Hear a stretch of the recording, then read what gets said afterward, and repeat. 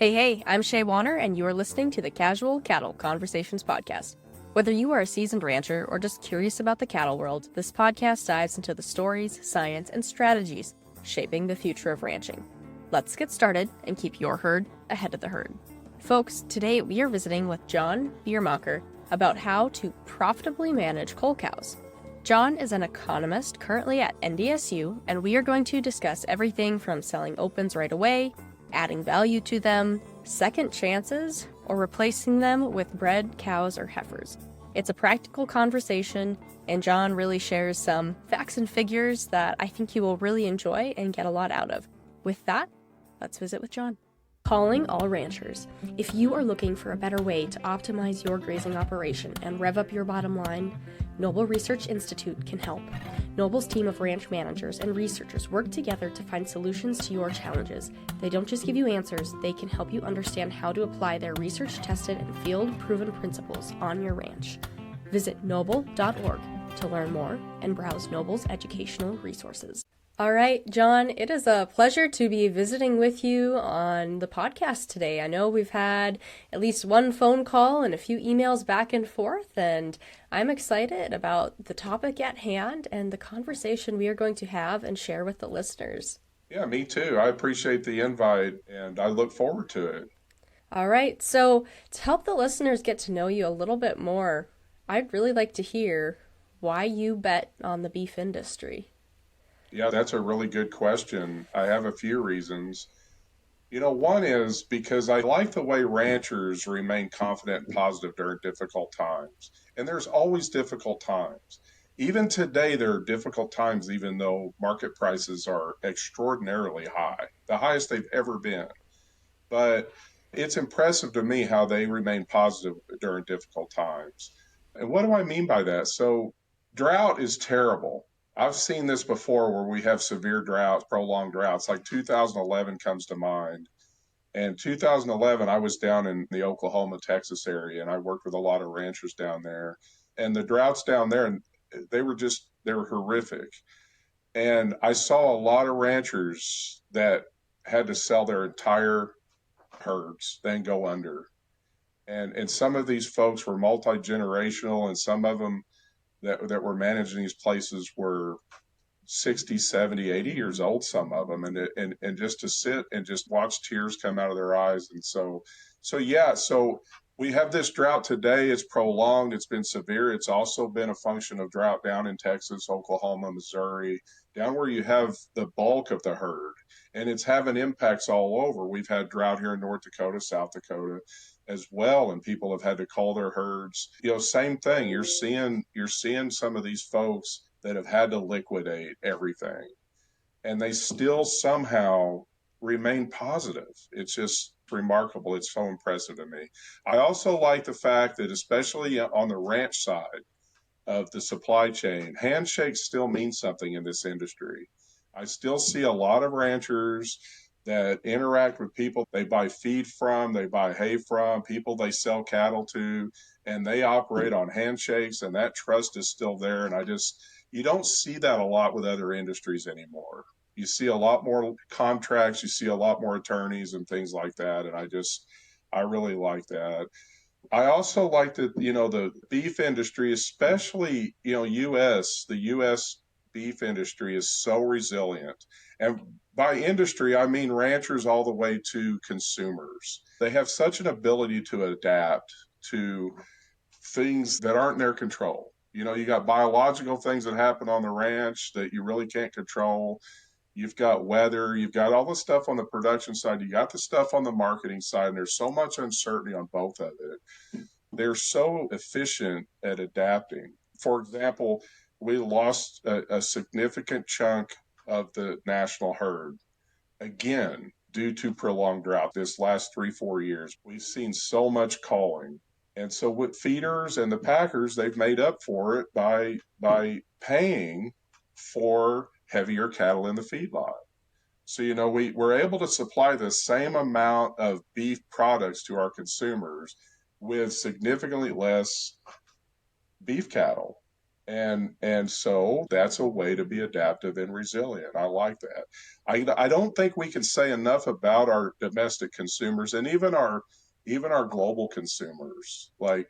But in a way, it's very surprising. I don't think we celebrate those folks enough because they have been ponying up to pay these high prices at the restaurants and at the supermarkets. And they really do like beef products. And they have actually, in my mind, many of our consumers have chosen not to do something to be able to buy beef. They're giving up something because, for a lot of our consumers, incomes, through COVID and some of these other things, incomes for a lot of our consumers have actually fallen in a real sense due to inflation and things like that. And so, yeah, I just those are the sort of things that I think drive why I really like being in this industry and the people that are in it. Absolutely. I have not had someone bring up, we need to really thank and appreciate the consumers because, and from your perspective, I mean, it makes sense. They're giving up something else so that they can buy the beef product and continue to do that. And I appreciate you sharing that because I think that's something we all need to remember because I think a lot of us take for granted that we're raising our own beef and it's going in our own freezer. So sometimes, I mean, I'm guilty. I don't always pay attention to what the price of beef is at the store. Yeah, that's a good point. I actually like to go to the supermarkets because I like to go in and kind of peruse prices. And so when I'm there, I definitely go through the meat cases. And so you kind of look down there and you kind of get a wow factor. And for the last few years, and it's like, these prices, they're high. And then again, you also go to restaurants, whether they're that mom and pop sort of cafe kind of in a rural area, or you're in Las Vegas or you're at a Morton's in Chicago, or you're at some of the high end kind of places. Steak prices and other cuts are extremely expensive, and people are paying it. They really like our product, and that's a good testament to them. Now, also in that response, you brought up culling cows because of the drought. And that's actually what we're going to be focusing on today in the conversation is about those cull cows and kind of what ranchers' options are, maybe what they should consider as far as when to sell them or if to give them a second chance. So, from your perspective, what role do you see the cull cow having for ranchers from a business standpoint? That's a very good question. First, I would say it's important to note that just the marketing of open cattle at the ranch level on their income statement, it accounts, calls typically account between 10 and 20% of gross revenue for a cow calf operator. And so right now with these extraordinarily high prices, that matters. I mean, it's a big chunk of their income. Now, the opposite of that is the opportunity cost of not having a calf to market is very high right now. Like it's depending on whether or not you're weaning a heifer calf or a steer calf, you're somewhere in the neighborhood of $1,800 per head right now. And so opens matter from an expense standpoint as well in terms of that opportunity cost of lost income.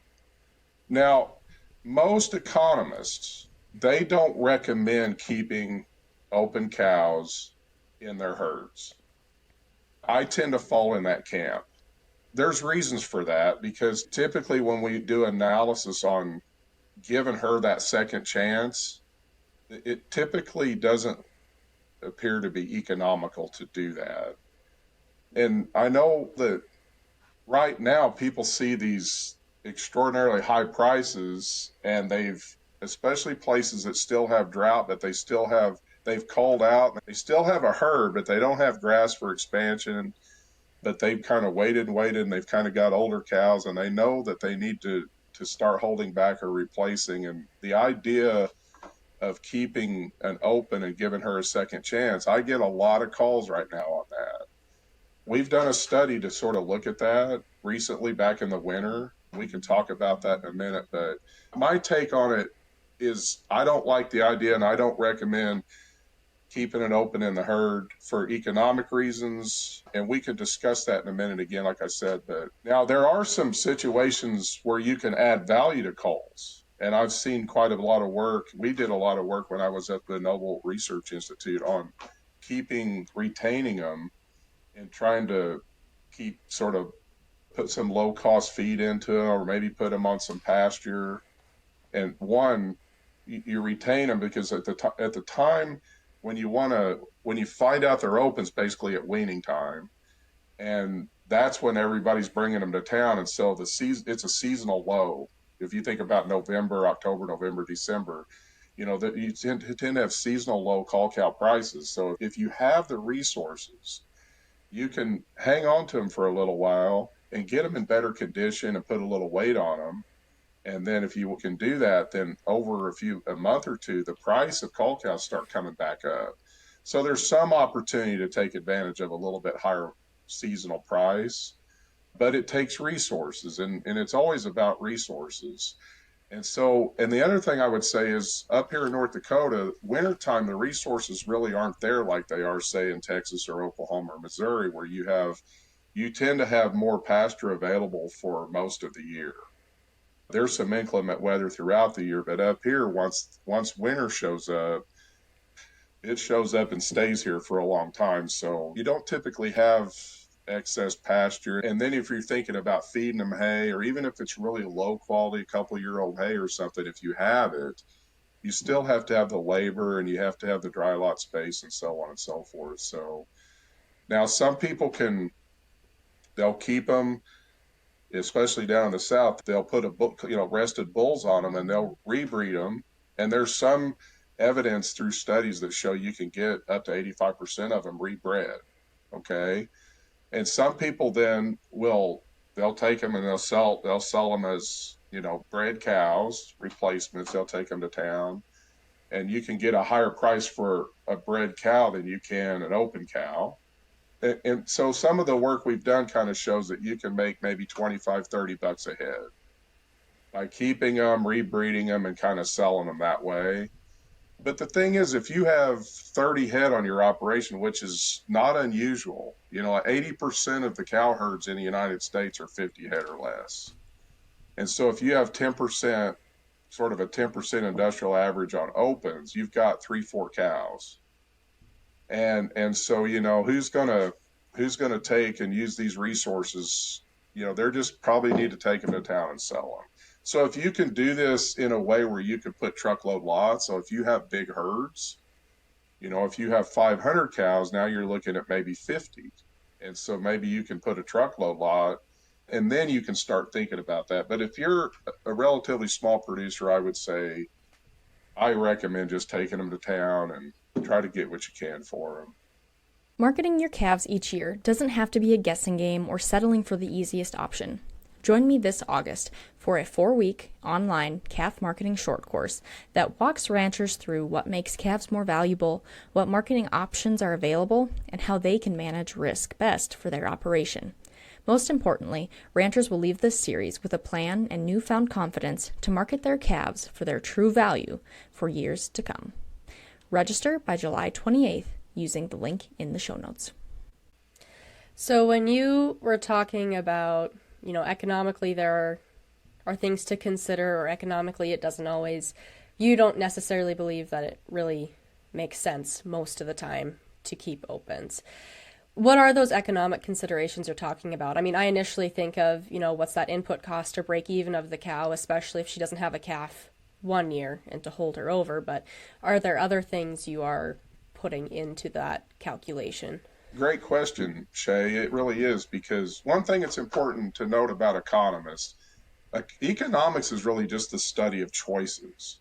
And so I spend a lot of my time studying choices at the farm or ranch level.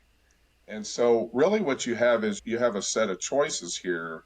And just one of the choices is to keep her and give her a second chance, like you like to say, right? Give her that second chance. The other choice is to replace her with either, say, a bred cow or maybe a bred heifer. And so you kind of have these choices. And so what you're trying to do is you're trying to compare which one's most economical. The other thing I would say, back to your point you made just a second ago about you might get a rebred. We've seen a lot of that where you can get them rebred, but I've seen a study that was done some years back where they were actually looking at this, and keeping they were keeping all their opens, and they were rebreeding them, and they were keeping them in the herd. And they did this for a number of years, and what they found was you might get her bred, that first time to give her that chance, and then the following year she's open again. So there's this sort of likelihood, this sort of probability associated with long-term success after you give her that second chance. And I can tell you, you get her rebred, and then you got to wait kind of a year before you have a calf to sell. So there's a cost of time. And then if you breed her again and you're open again, it doesn't. And so I think there's a pretty good chance that can happen, especially with older cows for sure. And so, yeah, and so what we've done is we've sort of looked at those three choices, and we can talk about that when we want to here. I don't know if that's what you want to do now or. Yeah, I mean, you can either dive into that, or if it makes more sense to you to talk a little bit more about what that study or project you completed was, you can kind of explain some of that as well. So again, choices. And it's interesting because right now we're getting a lot of calls. And a lot of our calls are coming from our extension people that's located at the research and extension stations throughout North Dakota and some of the county offices. Those are the ones that are out there. Those specialists, they're out there kind of on the front lines, and they interact a lot directly with farmers and ranchers. And they've been getting a lot of these calls, and they're like, hey, we're getting a lot of calls. There's a lot of people seeing these very high prices, and they're thinking, why not give her a second chance? And the thing is, when you think about high prices, every decision's made at the margin. And so, yes, calf prices are the highest they've ever been, but so are the prices for cull cows. So are the prices for bred heifers. So are the prices for bred cows. So in cases with high prices, everything's high. And it's also true with low prices. When you have an excess cattle through the supply of beef cattle herd in the U.S., you tend to have excess cattle. The prices go down. I mean, they're commodities. So every class of animals got low prices when prices are low, and every class of animals got high prices when they're high. And so with that said, what we did was we compared these three choices. So our sort of base choice was let's keep her and rebreed her.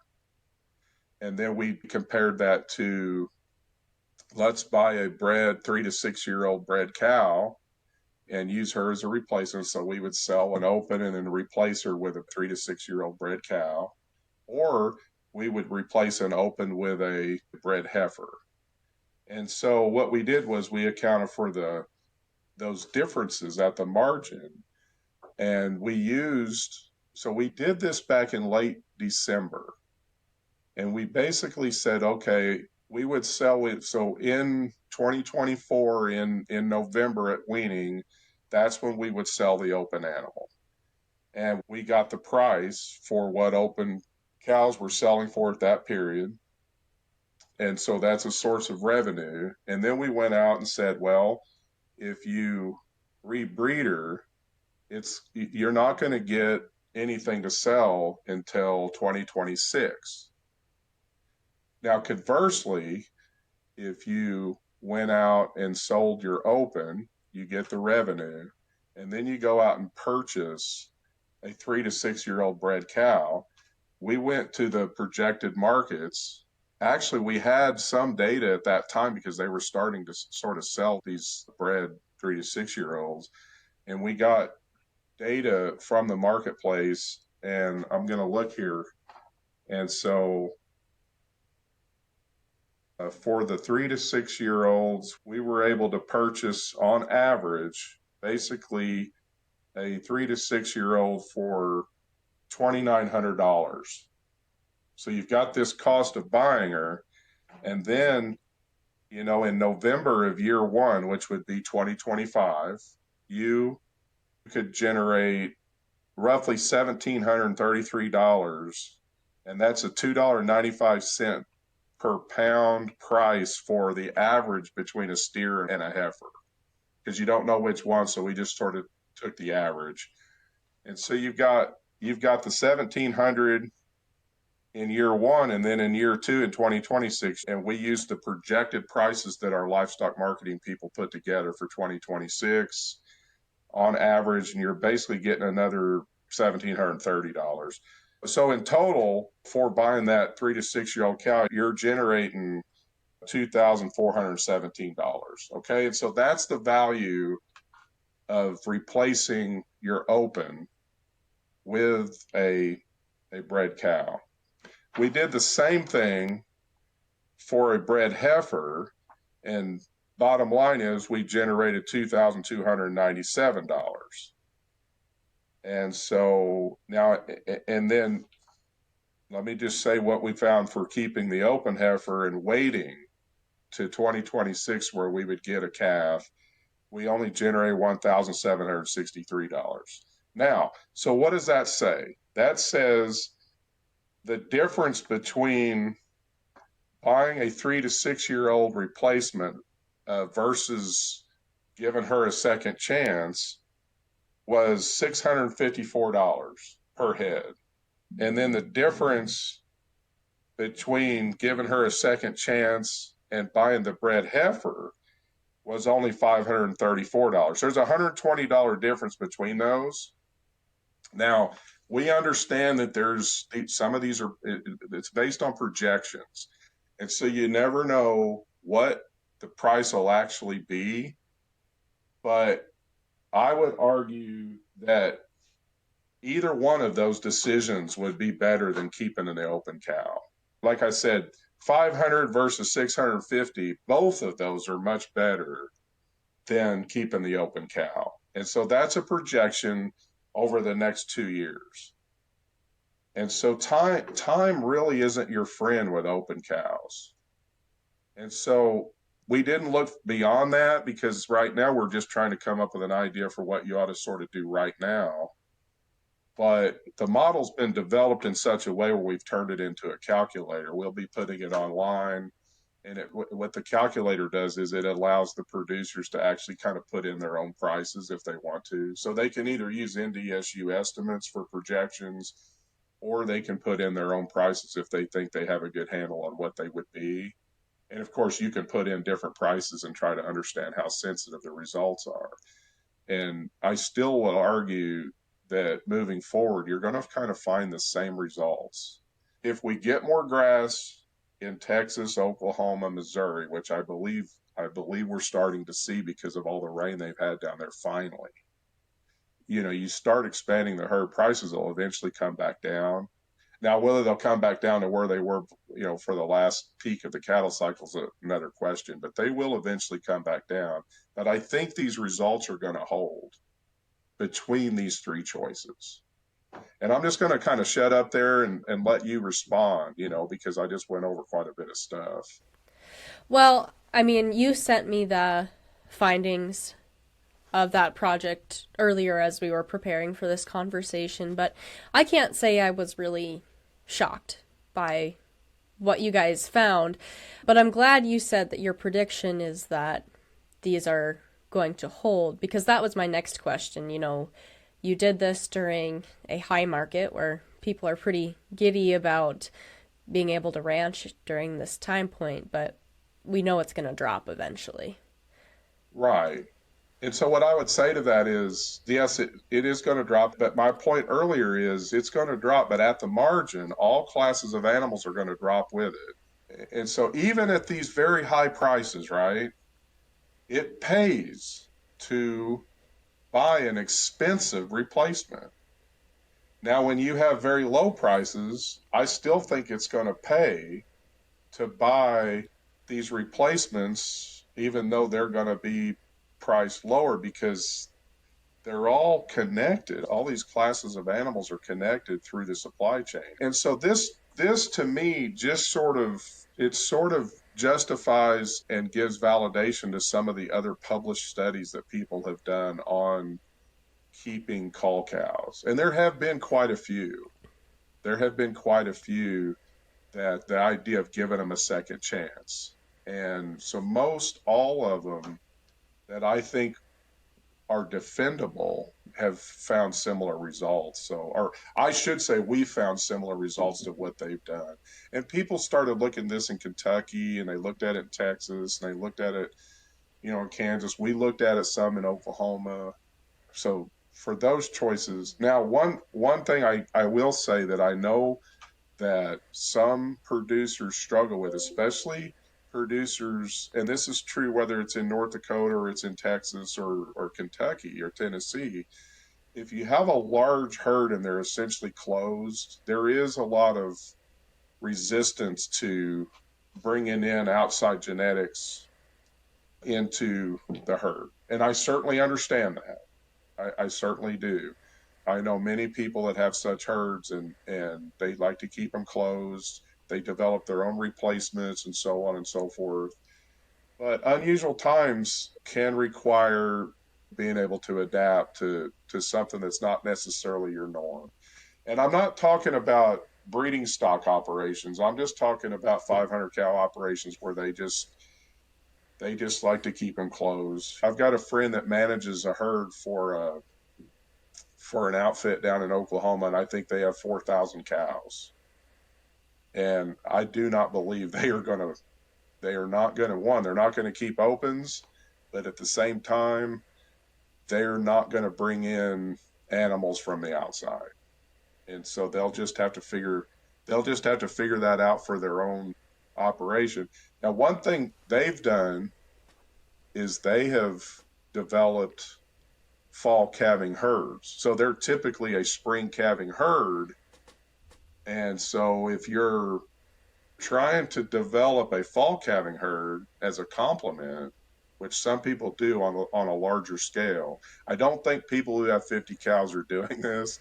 If you have a large herd, then there are those who are taking their opens, they're retaining them, they're putting a bull on them, and they are rebreeding them, and then those after preg check they find them rebred, they're moving them into their fall herds. And I don't have a problem with that. Like I can see that, especially if you don't have the money to go out and like buy a complete fall herd. So there's always other considerations, but so if you're the 50 cow herd, I think you should go out and buy a replacement. Yeah, and that fall calving model, I know a lot of people who are starting fall herds in that same regard too, and it's just from that aspect, if you're going to give that cow a second chance, whether she was, I think of ones who were younger, had twins, maybe, nutrition wasn't quite right, or a bull issue, whatever it may be, just making sure that, that is the one and only second chance, so you're not perpetuating infertile genetics. But yeah, I know other people who are doing that. Hey folks, have I told you about my all-time favorite seasoning? It's called Pluck. Whether I am grilling steaks, making spaghetti, or wanting to add more flavor to veggies, I reach for Pluck. Pluck is not just a regular seasoning mix. It contains beef organs for added flavor and nutrients. It's tasty and a fun way to add more meat to your meals.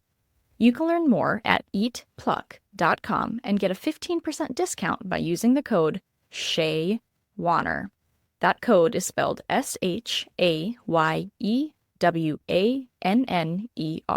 And I will include the link and the code in the show notes. If you think about this a little bit, Shay, you're not giving her you're giving her a second chance, but not a second chance for the herd. You know what I mean? She's not getting a second chance in your spring calving herd. She's getting a first chance in your fall calving herd. Or vice versa, if you already have, just say, if your herd set up as a fall calving herd, you'd be giving her a first chance, and say if you're going into also having a spring calving herd.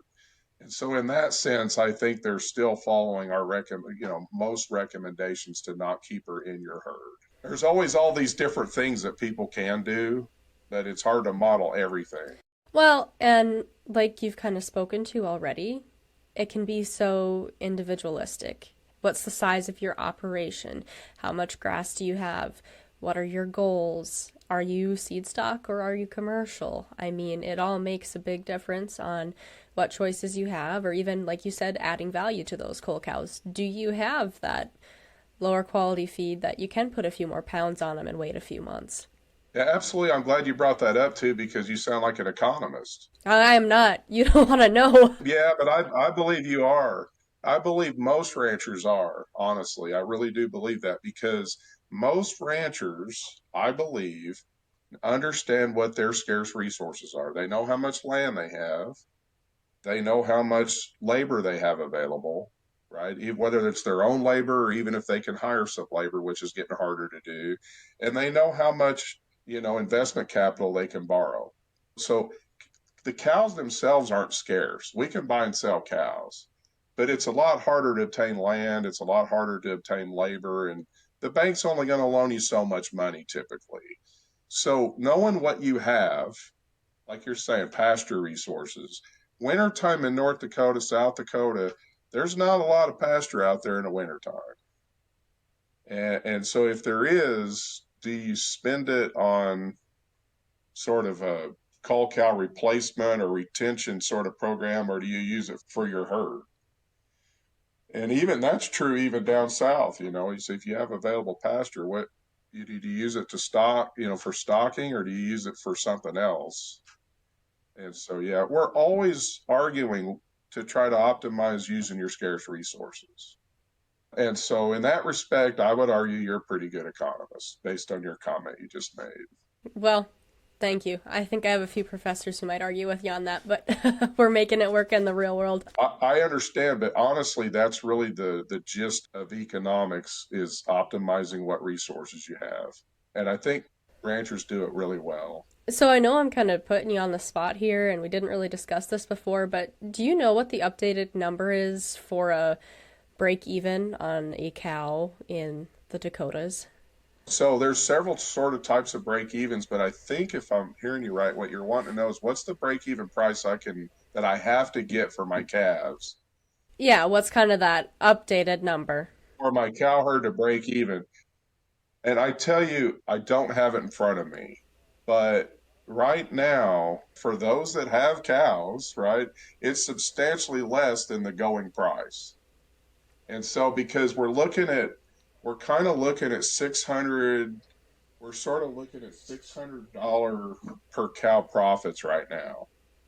Now, to put that in context, the 33-year average, based on USDA numbers, for the past 33 years, when you have lows and highs and everything, the net return, including land and labor, is $73 per head. We're at 600 plus.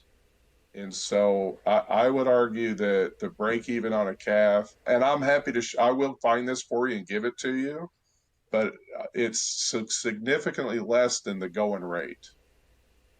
And that's a beautiful thing because that's what that $600 profit's telling me.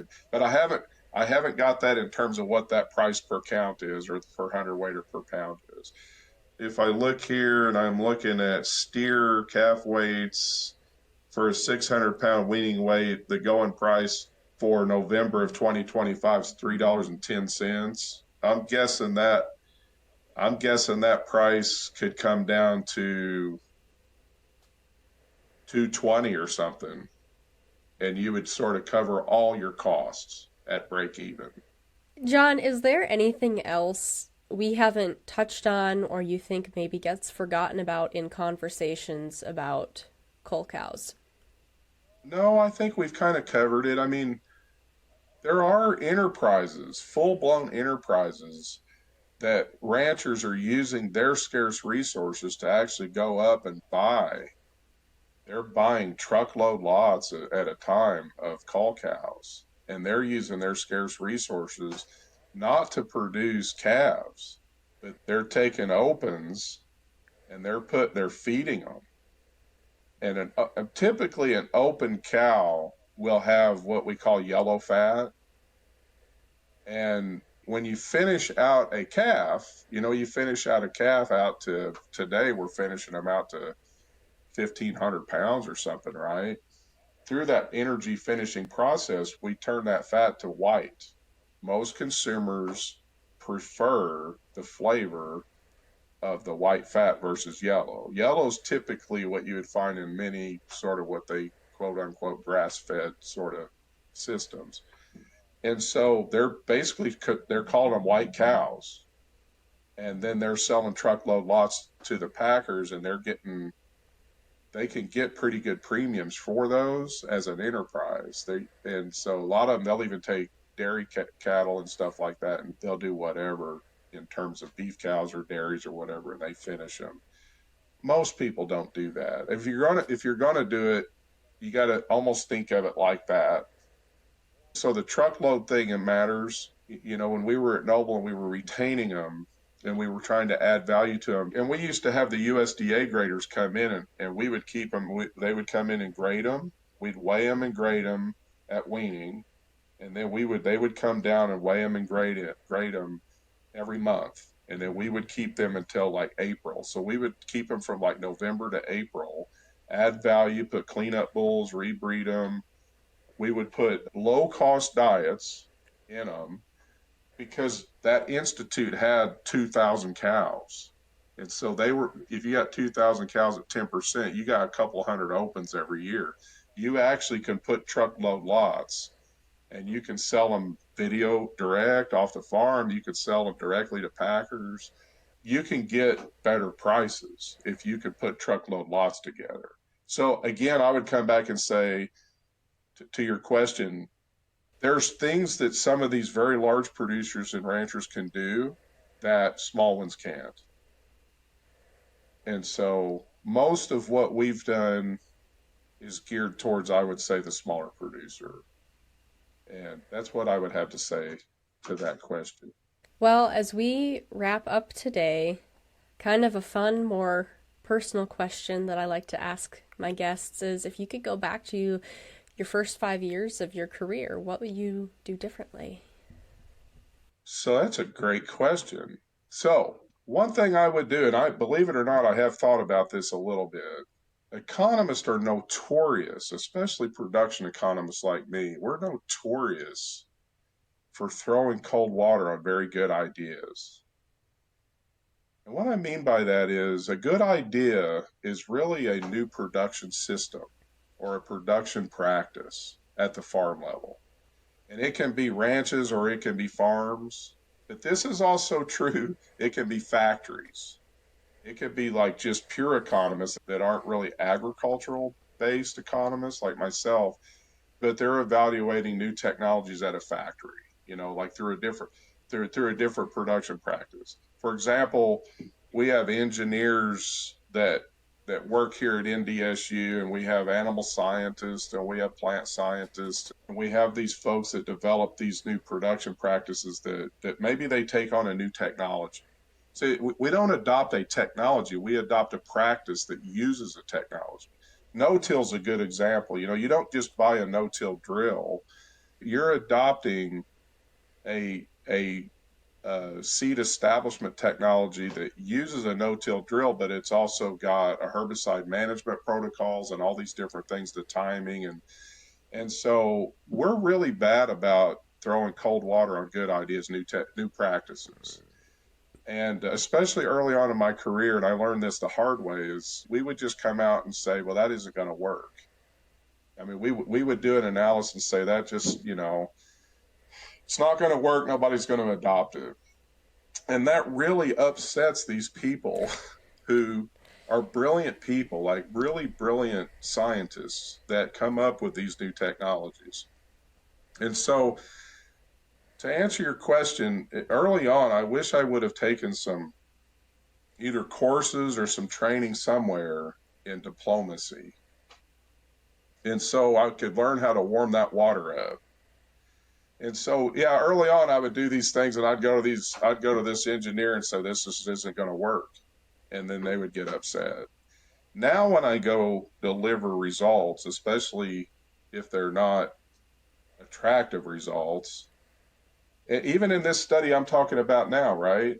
We're going back, and there's quite a few of these producers that are wanting to get a they're wanting to give a second chance. And we're basically saying that's probably not, going to work. And if you go back and report your results in a way that's not so much the bottom line, it's like, this is what you're going to have to do. This technology is going to have adjustments made so it can perform this way for it to be economical. And what I've learned is that that's a much more diplomatic approach to working with our colleagues, so we don't upset them to where they don't want to work with you. Because quite frankly, you have a ranch, if you're going to adopt something, it's got to make you more money than what you're doing now, or why would you ever do it? And it's the same at General Motors. If you go to the decision makers at General Motors and you say, we got a new technology and we ought to use it, they're going to go, well, how much are we going to benefit from using it? But if the numbers don't add up, well, they're not going to use it. And it turns out, more times than not, most of the new practices and systems that are developed by these very bright people don't work. They work technically, they work biologically even, but they don't necessarily work economically. Oftentimes the benefits just don't outweigh the cost of adopting them, and so we won't adopt them. So diplomacy, I think, which I've learned kind of the hard way over the years, we don't teach that to students, and we probably should require a course in it, or I don't even know if you can even get a course in it. But yeah, so diplomacy is my answer. All right. Well, Jon, I really appreciate you taking the time to visit with myself and share this information with my listeners out there. I think it's a very valuable topic, and I really like how you were able to display the facts and share the different options as you put them for ranchers. So for those of you out there listening, any resources mentioned throughout the show will be included in the show notes, so don't forget to go peek down there and see what else you can learn next. But remember, the best way to support this podcast and your other favorite podcasts is to leave a rating and review, and even better yet, share it with a friend who would find some value in the information. But with that, happy ranching, folks.